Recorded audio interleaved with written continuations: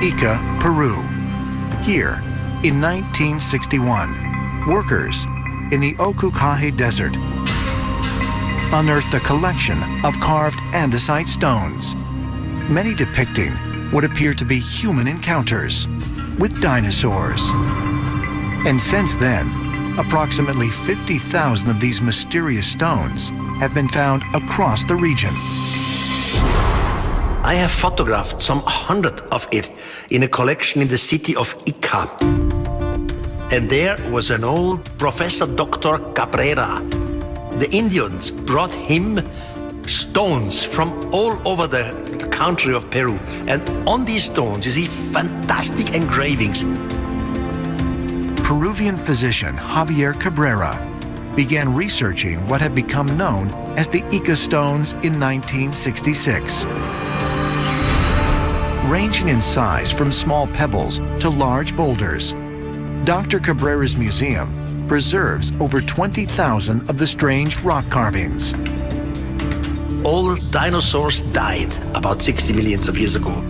So normally, no human being should ever have seen a dinosaur. But there are wonderful pictures, engravings on stone where you see humans and dinosaurs together. Sometimes the humans are even riding on the back of the dinosaurs. What we have here is a Inca burial stone, which is very unique. And what it depicts is that man and dinosaurs live contemporaneously. We see the various Triceratops, Brachiosaurus, and T-Rex, those type of creatures. So these Incas had to either see them or they knew a lot more about the dinosaurs because they drew them precisely. Although many ancient astronaut theorists believe the stones date from the 5th century BC to the early 13th century AD, there are those in the scientific community who remain skeptical about their origin. But consider this. Just the enormous number of stones would have required that an artist carve more than 1,000 of them a year, every year, for 45 years. But even if the Ica stones are proven to be real, more questions remain. What happened to the dinosaurs? Did they simply get hunted to extinction? If so, by whom and why?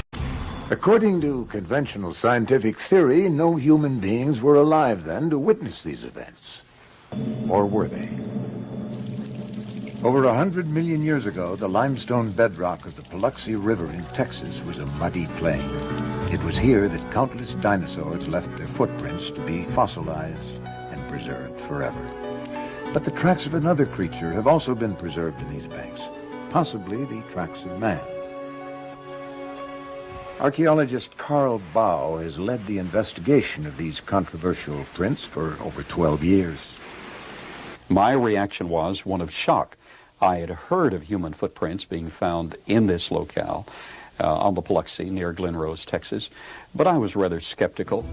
And here, after removing actual rock layers, the team and I excavated a series of dinosaur footprints. And 18.5 inches from one of those dinosaur footprints, we excavated a 16-inch human footprint. We excavated 12 footprints in a series. And when you find a trail with left, right pace and stride, the right distance apart, then you have to interpret this as belonging to humankind. It's been claimed that the Paluxy River footprints are a hoax carved into the limestone bedrock as a tourist attraction.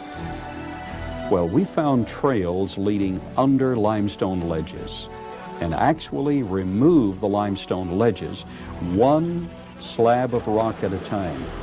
And we found that both the dinosaur footprints and the trail of human footprints continued under the rock ledges. This evidence is real.